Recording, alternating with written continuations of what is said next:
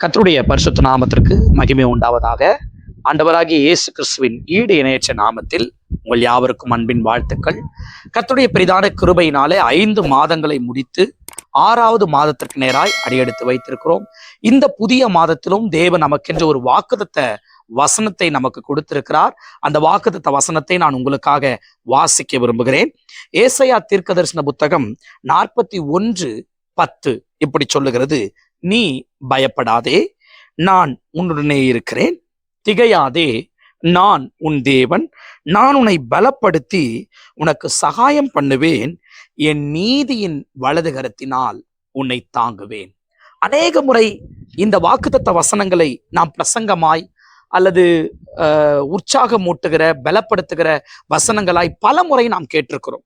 இதுல மாற்று கருத்தோ சந்தேகமோ இல்லை. ஆனால் இந்த வசனத்தினுடைய மிக முக்கியமான பகுதியை நான் இன்றைக்கு உங்களுக்கு சொல்லிக் கொடுக்க விரும்புகிறேன். அதுதான் இந்த ஜூன் மாதம் கர்த்தர் நமக்கு கொடுத்த வாக்குத்தத்த வார்த்தை. இந்த வசனம் எப்படி முடிகிறது? இந்த கடைசி வார்த்தையை பாருங்கள்: உன்னை தாங்குவேன். இந்த மாதம் கர்த்தர் நம்மை தாங்குகிற மாதம். விசுவாசிக்கிறீங்களா? என கண்பான தேவனுடைய பிள்ளைகளே, கர்த்தருடைய வசனம் சொல்லுகிறது: என் நீதியின் வலது கரத்தினால் உன்னை தாங்குவேன் என்று கர்த்தர் சொல்லுகிறார். ஆம், என கண்பான தேவனுடைய பிள்ளைகளே, முதலாவது இந்த வசனத்தினுடைய பின்னணி என்ன? இஸ்ரவேல் ஜனம் பாபிலோன் சிறையிருப்பிலே சிக்கி தவித்துக் கொண்டிருக்கிறது. குறிப்பாக அந்த சிறையிருப்பு மிகுந்த பயமும் வேதனையும் மகா பெரிய துக்கமும் கவலையும் கண்ணீரும் நிறைந்ததுமாய் காணப்படுகிறது. அப்பேற்பட்ட சூழ்நிலையில ஒரு வாக்குத்தத்தம் அவங்களுக்கு வருது. முதலாவது, பயப்படாதே. அடுத்த வார்த்தையை கவனிங்க: நான் உன்னுடனே இருக்கிறேன். அடுத்து பாருங்க, ரொம்ப முக்கியமா ஆண்டவர் என்ன செய்வாராம்? திகையாதே, நான் உன் தேவன். அடுத்து சொல்றாரு: நான் உன்னை பலப்படுத்தி உனக்கு சகாயம் பண்ணுவேன். எல்லாத்தை விட சொல்றாரு: என் நீதியின் வலது கரத்தினால் உன்னை தாங்குவேன். ஆம், என கண்பான கர்த்தருடைய பிள்ளைகளே, 2026ஆம் ஆண்டு 5 மாதங்களும் சிறையிருப்பின் வாழ்க்கையை கடந்து கொண்டிருக்கிறீர்களோ? கடன் என்கிற சிறையிருப்பு, வியாதி பலவீனம் என்கிற சிறையிருப்பு, மன போராட்டங்கள், குழப்பங்கள், முடிவெடுக்க முடியாத ஒரு சிறையிருப்பிலே கடந்து போய் கொண்டிருக்கிறீர்களோ? உங்களை பார்த்து கர்த்தருடைய வார்த்தை வருகிறது: பயப்படாதே, நான் உன்னுடனே இருக்கிறேன். திகையாதே, நான் உன் தேவன். நான் உன்னை பலப்படுத்தி சகாயம் பண்ணுவேன். எல்லாவற்றை விட என் நீதியின் வலது கரத்தினாலே உன்னை தாங்குவேன் கர்த்தர் சொல்லியிருக்கிறார். இந்த உலகத்துல தள்ளி விடுவதற்கு நிறைய பேர் இருக்கிறாங்க, ஆனா தாங்கிறதுக்கு ஒரே ஒரு தெய்வம் தான் இருக்கிறார். நீங்க விசுவாசிக்கிறீங்களா? இந்த மாதம் கர்த்தர் உங்களை தாங்க போகிறார். அதுவும் சாதாரணமா இல்ல, அவருடைய வலது கரத்தினாலே, அவருடைய நீதியின் வலது கரத்தினாலே உங்களை தாங்க போகிறார். சங்கீதம் 37ஆம் சங்கீதத்திலே 24வது வசனம் இப்படி சொல்லுகிறது. நான் உங்களுக்காக அதை வாசிக்கட்டும். அவன் விழுந்தாலும் தள்ளுண்டு போவதில்லை, கர்த்தர் தமது கையினால் அவனை தாங்குகிறார். இன்னைக்கு நிறைய பேர் பிரச்சனையில விழுந்து போறதுதான் நீங்க பாக்குறீங்க. பாஸ்டர், நான் பாவத்துல விழுந்துட்டேன், அடுத்து பலவீனத்துல வியாதியில விழுந்துட்டேன், அடுத்து கடன் பிரச்சனையில, பொருளாதார நெருக்கடியில, அல்லது மீண்டு வர முடியாத ஒரு சூழல்ல நான் விழுந்துட்டேன்னு நீங்க நினைக்கலாம். ஆனா இங்க வசனம் சொல்லுகிறது: அவன் விழுந்து போனாலும் தள்ளுண்டு போவதில்லை. ஏன் தெரியுங்களா? கர்த்தர் அவனை தாங்குகிறார். தம்முடைய கரத்தினாலே, கையினாலே தாங்குகிறார். நான் இப்படி சொல்ல முடியும்: நாம் எவ்வளவு வெட்கப்பட்டும் அவமானப்பட்டும் நிந்தனை அனுபவித்தும் இன்றைக்கு வரைக்கும் நாம் ஜீவனோடு இருக்கிறோம் என்று சொன்னால் அதற்கு ஒரே ஒரு காரணம் தான் இருக்குதுங்க: கர்த்தர் நம்மை தாங்குகிறார். கர்த்தருடைய கரம் நம்மை தாங்கி கொண்டிருக்கிறது. எத்தனை பேர் இந்த வார்த்தையை விசுவாசிக்கிறீங்க? எத்தனை பேர் ஏற்றுக்கொள்றீங்க? நான் இந்த கரத்தை குறித்து தியானிக்கும் பொழுது அநேக காரியங்களை குறித்து கர்த்தர் வெளிப்படுத்தினார். எப்படிப்பட்ட கரத்தினால் இந்த மாதம் கர்த்தர் நம்மை தாங்க போகிறார், அல்லது நம்மை தாங்குகிற அந்த கரம் எப்படிப்பட்டதுன்னு பார்த்தீங்கன்னா, முதலாவது சங்கீதம் 119ஆம் சங்கீதத்திற்கு நேராய் உங்கள் கவனத்தை திருப்புங்கள். 119ஆம் சங்கீதம் 73வது வசனம் இப்படி சொல்லுகிறது: உம்முடைய கரங்கள் என்னை உண்டாக்கி என்னை உருவாக்கிற்று, உம்முடைய கற்பனைகளை கற்றுக்கொள்ள என்னை உணர்வுள்ளவனாக்கும். அப்போ இந்த சங்கீதக்காரன் சொல்லுகிறார், எந்த கரம் அல்லது எப்படிப்பட்ட கரம் என்னை இந்த மாதம் தாங்க போகிறது என்றால், என்னை சிருஷ்டித்த கரம் இந்த மாதம் தாங்கும். அல்லேலூயா. பாருங்க, சில நேரங்கள்ல பிரச்சனை நமக்கு தெரியும், ஆனா பிரச்சனைக்கான தீர்வு தெரியாது. கஷ்டமும் கவலையும் போராட்டமும் தெரியும், ஆனா அதற்கான தீர்வு தெரியாது. ஒண்ணு தெரியும், படிச்சவனுக்கு தான் எல்லாம் தெரியும்னு சொல்லுவோம். உண்மைதானங்க. ஒரு விசை மேல் நாட்டிலே பிரசித்தி பெற்ற ஒரு கார் கம்பெனினால் வெளியிடப்பட்ட ஒரு பிரசித்தி பெற்ற ஒரு கார், அது நடு சாலை வழியில நின்று விட்டது. அந்த டிரைவர் பயங்கரமா முயற்சி பண்றாரு, ஒண்ணுமே பண்ண முடியல. அந்த காரை ஸ்டார்ட் பண்ண வைக்க முடியல. அவழியாய் போன ஒரு நபர் தன்னுடைய வாகனத்தை நிறுத்திட்டு வந்து விசாரிச்சுட்டு, ஒரு 10 நிமிஷம் இல்லைங்க, ஒரு 5 நிமிஷம் தான் அந்த காரை பரிசோதித்து சில வேலைகளை செய்தார். உடனே வண்டி ஸ்டார்ட் ஆயிடுச்சு. இவனுக்கு ஒரே ஆச்சரியம், எப்படிங்க மணிக்கணக்கான நின்றுகிட்டு இருக்கிறேன், என்னால முடியாது, எப்படிங்க எப்படிங்க? அப்ப சொன்னாராம், இந்த காரை தயாரித்தது என்னுடைய நிறுவனம் சொன்னாராம். அந்த மேட் இன் அப்படின்னு போட்டிருப்பாங்க தெரியுமா, இஸ் அ கிரியேட்டர். ஒன்று இன்னைக்கு உங்களுக்கு நான் சத்தியத்தை சொல்லுகிறேன், எனக்கு அன்பான தேவனுடைய பிள்ளைகளே, நம்மை சிருஷ்டித்தவருக்கு தெரியும் நம்முடைய பிரச்சனைகளை எப்படி தீர்ப்பது என்று. நீங்க நம்புறீங்களா? இந்த மாதம் முழுக்க நம்மை சிருஷ்டித்த வசனம் சொல்லுது, நம்முடைய கரங்கள் என்னை உண்டாக்கி உருவாக்கிற்று. நம்முடைய வாழ்க்கையை நம்மை சிருஷ்டித்தவருக்கு தெரியுங்க, நம்மை தாங்கும்படி. ஆகவே சிருஷ்டித்த கரம் இந்த மாதம் முழுக்க, உங்கள் சரீரத்தை சிருஷ்டித்த கரம், உங்கள் வாழ்க்கையை சிருஷ்டித்த கரம், உங்களுடைய எதிர்காலத்தை சிருஷ்டிக்க போகிற கரம் நிச்சயம் இந்த மாதம் முழுக்க உங்களை தாங்கத்தான் போகிறது. எத்தனை பேர் ஆமேன் சொல்றீங்க? சிருஷ்டிப்பின் கரம் நம்மை தாங்கும்.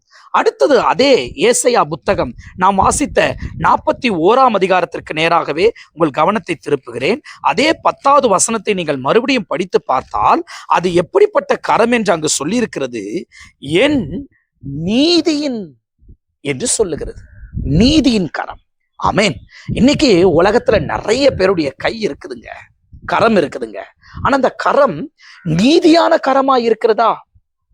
எப்படி இதை நீங்க புரிந்து கொள்ளலாம்? உதாரணத்துக்கு சொல்றேன். இப்போ கீழே ஒருத்தர் இருக்கிறாரு, அவரை தூக்கி எடுக்க ஒரு கரம் நீட்டப்படுகிறது. ஆனா அந்த கரம் முழுக்க சேரும் சகதியும் அருவருப்பு நிறைந்ததாய் நீட்டப்படுது. இப்ப நம்ம என்ன யோசிப்போம்? சரி, யார் என்ன எப்படி இருந்தான்னா, இப்ப அந்த கையை எப்படி இருந்தான்னா, தூக்குறதுக்கு நீட்னா போதுமே அப்படின்னு இந்த கையை பிடிச்சிப்போமா? நிச்சயம் இல்லை.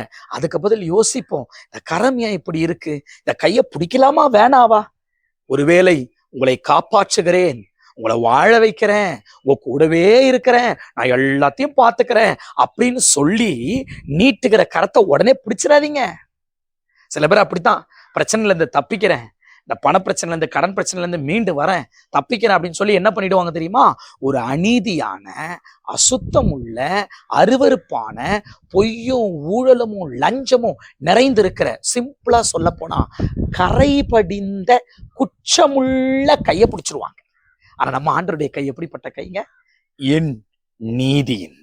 காரணம், அவர் நீதியின் சூரியன், அவர் நீதிக்கு அதிபதியாய் இருக்கிறார், அவர் நீதியின் தேவனாய் இருக்கிறார்.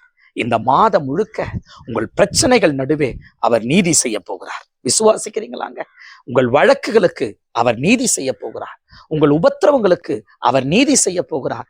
அவர் நீதி இந்த மாதம், ஜூன் மாதம் உங்கள் வாழ்க்கையில வெளிப்பட போகிறது. ஆகவே முதலாவது சிருஷ்டிப்பின் கரத்தினாலே தாங்குகிற கர்த்தர், இரண்டாவது நீதியின் கரத்தினாலே.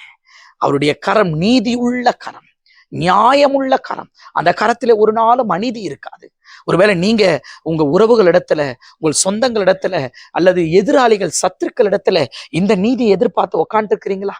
இந்த நீதி கிடைக்குமோ கிடைக்காதுன்னு சொல்லி நான் கர்த்தர் சொல்லுகிறார், என் நீதியின் கரத்தினால் உன்னை தாங்குகிறேன்னு சொல்லி. ஓகே, 3 கரம் சொல்றேன்னு சொன்னேனே. ஒன்று சிருஷ்டிப்பின் கரம் சொல்லிட்டேன், ரெண்டாவது நீதியின் கரம் சொல்லிட்டேன், மூன்றாவது அதே ஏசாயா 41:10 தான். கொஞ்சம் வாசிங்களேன் கடைசி பகுதி, என் நீதியின் வலது கரத்தினால், ரைட் ஹேண்ட். நான் இந்த வலது கரத்தை குறித்து தனியாவே ஒரு பிரசங்கம் எடுக்கலாம். ஏன்னா கர்த்தருடைய வலது கரம் அப்பேற்பட்டது, பராக்கிரமம் உள்ளது, வல்லமை உள்ளது. கர்த்தருடைய வலது கரத்திலே ரட்சிப்பு இருக்கு, கர்த்தருடைய வலது கரம் பராக்கிரமம் செய்யும் என்று பல வகையில வசனங்களை நாம் கேட்டுக்கொண்டே போகலாம். இந்த செய்தியை கேட்டுக்கொண்டிருக்கிற என கண்பான தேவனுடைய பிள்ளைகளே, நான் மூன்றாவதாக ஒரு கரத்தை குறித்து உங்களுக்கு சொல்லுகிறேன். இந்த மாதம் எப்படிப்பட்ட கரம் உங்களை தாங்க போகிறது தெரியுமா? ஒன்று அவருடைய சிருஷ்டிப்பின் கரம், இரண்டாவது நீதியின் கரம், மூன்றாவது அவருடைய வலது கரம். நான் ஒரு வசனத்தை உங்களுக்கு காண்பிக்க விரும்புகிறேன். என்னோடு கூட சங்கீதம் 63 சங்கீதம் 8வது வசனத்திற்கு நேராய் உங்கள் கவனத்தை திருப்பிக் கொள்ளுங்கள். 63:8 சொல்லுகிறது, என் ஆத்துமா உம்மை தொடர்ந்து பற்றி கொண்டிருக்கிறது, உமது வலது கரம் என்னை தாங்குகிறது. அல்லேலூயா. இந்த வலது கரம் ஏன் ரொம்ப ஸ்பெஷல்? நமக்கு புரிஞ்ச மாதிரியே ஒரு சின்ன உதாரணம் சொல்றேனே. பொதுவாவே யாருக்காவது கை கொடுக்கணும் அப்படின்னா பெரியவங்க சின்ன பிள்ளைகளுக்கு கற்றுக் கொடுத்திருக்கிற வழக்கம் முறை என்னங்க? எந்த கரத்தை கொடுக்க சொல்லுவாங்க? வலது கரம். முதல்ல என்ன கையை கொடுக்கணும்? கை கொடுன்னு சொன்னாலே என்ன கையை கொடுக்கணும்? ஒருவேளை தப்பி தவறி பிள்ளைங்க லெஃப்ட் ஹேண்ட் நீட்டிட்டா என்ன சொல்லுவாங்க? சும்மா ஒரு தட்டு தட்டி வலது கையில கொடு, வலது கையை கொடு, வலது கையை கொடு. அடுத்து ஏதாகிலும் ஒரு பொருள் கொடுக்கறது இருந்தா, ஏதாகிலும் ஒரு பொருள் கொடுக்கறது இருந்தா கூட எந்த கையில கொடுக்கணும்னு சொல்லுவாங்க? லெஃப்ட் ஹேண்டை யூஸ் பண்ணாத. அப்போ நான் இப்படி பார்க்கிறேன், அந்த வலது கரம் கனத்திற்குரிய கரம், மதிப்பிற்கும் மரியாதைக்கும் மேன்மைக்குரிய கரம். என்னை கை தூக்கி எடுத்து வாழ வைக்கிற, ரட்சிக்கிற, பாதுகாக்கிற வலது கரம். இதோ இந்த வார்த்தையை கேட்டுக்கொண்டிருக்கிற தேவனுடைய பிள்ளைய, உளையான சேற்றில விழுந்து கிடக்கிறாயோ? வாழ்வை செய்வது அறியாது தவித்துக் கொண்டிருக்கிறாயோ? கேள்விக்குறியோடும் கண்ணீரோடும் கவலையோடும் இருக்கிறாயோ? இன்றைக்கு உனக்காக ஒரு வலது கரம் இறங்கி இருக்கிறது. அந்த வலது கரம் நிச்சயமாகவே உன்னை தாங்க போகிறது.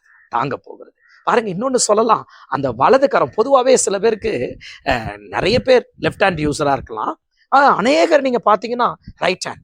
நீங்க இந்த 2 கையை நீங்க பயன்படுத்தும் பொழுது இந்த இடது கையை காட்டிலும் இந்த வலது கைக்கு தான் ஸ்ட்ரென்த் ஜாஸ்தி, பலம் அதிகம். ஓங்கி அடிக்கும் பொழுது, எதனா எடுக்கும் பொழுது முந்திக்கொள்ள அல்லது முதலாவது வருகிறது இந்த வலது கரமா தான் இருக்கும். ஆக அப்படிப்பட்ட பலம் வாய்ந்த, கனத்திற்கும் மரியாதைக்கும் மேன்மைக்கும் உரிய ஒரு வலது கரம் தான் இந்த மாதம் உங்களை தாங்க போகிறது. நீங்க விசுவாசிக்கிறீங்களா? ஆகவே நான் இப்படி சொல்லி கொடுக்கிறேன். ஏசாயா 41:10 கடைசி பகுதியை மறந்துடாதீங்க. என் தேவனாகிய கர்த்தர் தம்முடைய நீதியின் வலது கரத்தினால் என்னை தாங்க போகிறார். எல்லா பிரச்சனையிலிருந்தும், எல்லா உளையான சேற்றிலிருந்தும், உபத்திரவத்திலிருந்தும், கவலையிலிருந்தும், கண்ணீரிலிருந்தும் இந்த மாதம் நீங்கள் தாங்கப்பட போகிறீர்கள். என்னோடு கூட இணைந்து ஜெபிப்பீங்களா? நான் உங்களோடு இணைந்து ஜெபிக்கிறேன். மகா பரிசுத்தமும் கிருபையும் மறக்க நல்ல தகப்பனே, ஆசீர்வதிக்கப்பட்ட மனமகிழ்ச்சியான இந்த வாக்குத்தத்த நாளுக்காய் நன்றி செலுத்துகிறோம் ஆண்டவரே.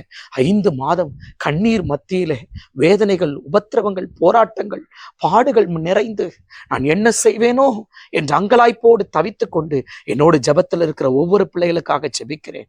அன்றைக்கு பாபிலோன் சிறையிருப்பில் இருந்த இஸ்ரவேல் ஜனங்களுக்கு ஆறுதலாய், வாக்குத்தத்தமாய், தேறுதலாய் வந்த அதே வசனம், இதோ பயப்படாதே, நான் உன்னுடனே இருக்கிறேன், திகையாதே, நான் உன் தேவன், உன்னை பலப்படுத்தி உனக்கு சகாயம் பண்ணுவேன், என் நீதியின் வலது கரத்தினால் உன்னை தாங்குவேன் சொன்னீரே. இந்த மாதம் முழுக்க என்னோடு ஜெபத்தில் இணைந்து ஜெபித்துக் கொண்டிருக்கிற ஒவ்வொரு பிள்ளைகளையும் உடைய வலது கரத்தினால் தாங்குவீராக. சிருஷ்டித்த நீதியின் வலது கரம் தாங்கும்படி ஜெபிக்கிறேன் இயேசுவின் நாமத்தில் பிதாவே. ஆமென், ஆமென், ஆமென். கண்பான கர்த்தருடைய பிள்ளைகளே, இந்த மாதம் முழுக்க அந்த சிருஷ்டிப்பின் நீதியின் வலது கரத்தை பிடித்துக் கொள்ளுங்க. நிச்சயமாகவே ஒரு பெருத்த ஆசீர்வாதம் உங்களோடு கூட இருக்கும். யார் நம்மை தாங்குகிறார்கள், யார் நம்மை ஏந்தி கொள்ளுகிறார்கள் என்ற கவலை வேண்டாம். உங்களை தாங்கும் கர்த்தர் உங்களோடு கூட இருக்கிறார். கர்த்தர் உங்களை ஆசீர்வதிப்பார். God bless you.